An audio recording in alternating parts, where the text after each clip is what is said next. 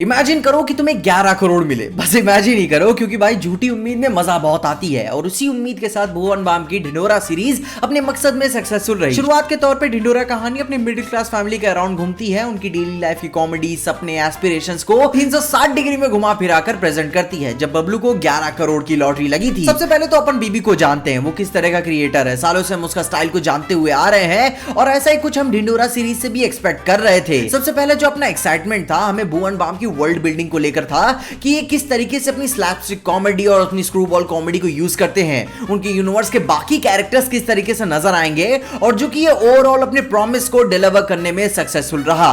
Series का हर एक episode 15 से 20 मिनट तक के आसपास का जाता है, जिससे एक सॉर्ट ऑफ सिटकॉम वाली फील आती है, जो कि अच्छी बात भी है कि कुछ ज्यादा टाइम वेस्ट नहीं करती आपका। मगर ये सिटकॉम ना होने के कारण इसका हर एक एपिसोड उतना ज्यादा फनी नहीं है। स्पेशली लास्ट के 2 एपिसोड ये अपनी खुली कहानी को समेटने की कोशिश उसमें करती है, मगर फिर भी अपनी शुरुआती एपिसोड के कंपैरिजन में लास्ट के एपिसोड्स थोड़ा सा स्ट्रेट फॉरवर्ड नजर आते हैं। प्रोडक्शन वैल्यू इंडस्ट्री स्टैंडर्ड के हिसाब से तो डिसेंट नजर आती है, मगर अपने क्रिएटर्स इकोनॉमी के हिसाब से गुरु गांड फाड़ दिया आपने। लग रहा है कि इसमें पैसा फूका गया है। इसके टाइटल, साउंड ट्रैक्स, कॉम्पोजिशन, बड़े क्रिएटर्स के साथ कोलैबोरेशंस कहानी में वैल्यू ऐड करते हैं। भुवन की लव लाइफ वाला एक्सटेंशन कहानी के नैरेटिव में कुछ ज्यादा खास तो फील नहीं होता, मगर जैसे मैंने बोला स्क्रूबॉल वाली कॉमेडी जो इस तरह की रोमांस में आती है वो उसे बेहतर और किया जा सकता था। मगर फिर भी हम यहाँ कोई रोमांटिक कॉमेडी थोड़ी ना देखने आए थे। ढिंढोरा सीरीज का जो एक बेसिक थीम है कि अपने सपने पूरे होने से पहले उन्हें जी लेने वाला, वो काफी इंपैक्टफुल बन सकता था अगर उन्होंने सैटारिकल सनक को ना चुना होता। क्योंकि अगर इस तरह के हिसाब से इसे देखे तो ये बस एक रेगुलर हिंदी कॉमेडी की तरह नजर आती है, जिसमें बस स्लैंग वर्ड्स हैं। और ये बात भी सच है कि अगर कोई और इसे प्ले कर रहा होता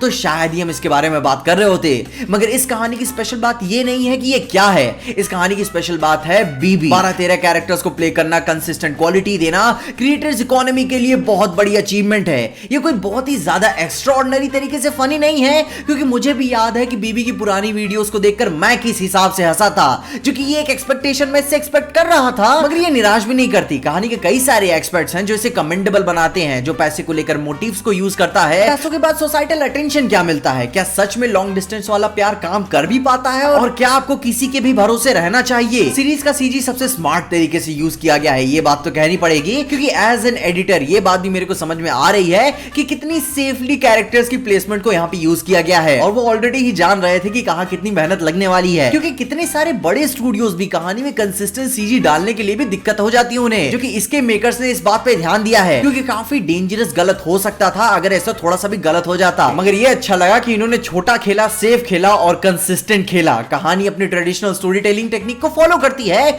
जो कि कोई बुरी बात तो नहीं है। अपने बजट के अनुसार ये अपना पूरा मजा बनाए रखती है कि लोग दोबारा से घूम फिर के आए जाते हैं कि आगे क्या हुआ। कहानी कितनी वेल ऑफ है, सबसे पहले उसके एक्टर्स से ये बात हमें पता चल जाती है। भुवन की एक्टिंग स्टेरियोटाइपिकल दिल्ली प्रोफैनिटीज को एंजॉय करती है। बाकी के जो को एक्टर्स हैं उनकी भी इंपॉर्टेंस बनी रहती है कहानी में, उन्हें आगे बढ़ाने के लिए। मगर बीबी की तरह आइकॉनिक वो नहीं बन पाए। अपना जो मेजर कंसर्न यही था कि सीरीज अपने थीम को लेकर जो एक कॉमेडिक शिफ्ट मारती है, जो आयरनी, सटायर, जो मैसेज को लेकर अपना बातचीत करती है, वो थोड़ा सा मिसलिंक लगा मेरे को। मगर ओवरऑल बच भी इसी वजह से जाती है क्योंकि ये अपने आप को खींचती नहीं है, एब्सोल्युटली ऑन फकिंग पॉइंट है। और जो कि ये अपने ढिंढोरा सीरीज के लिए एक ग्रेटर डिसलाइक नहीं है मेरे लिए। ये क्रिटिक उसे कोई हॉस्टाइल नहीं बनाता, बल्कि उसे एंजॉयबल ही रखता है। और एंटरटेनिंगली आप भी इसे और भी एंजॉय कर पाओगे जब आप बीबी से पहले से ही थोड़ा सा फेमिलियर होगे। और क्या तुम फेमिलियर हो बीबी से? और वैसे भी यार मैं क्या चूतिया सवाल कर रहा हूँ, कौन नहीं जानता इसे। तुम अपने ओपिनियंस बताओ कि तुम्हें इस पूरी सीरीज को देखने के बाद कैसा लगा। और हाँ, जो लास्ट में इन्होंने जो क्लिफ हैंगर अटका के रखा हुआ था,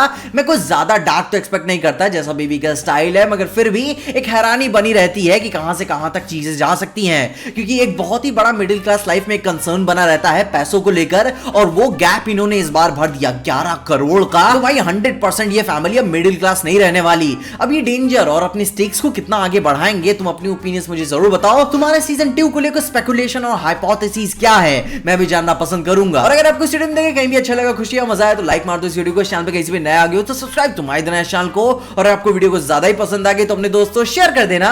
मेरे इंस्टाग्राम और ट्विटर हैंडल के साथ मेरे फेसबुक पेज की भी लिंक नीचे आपको डिस्क्रिप्शन मिल जाएगी। और देखते रहिए पीजे एक्सप्लेन।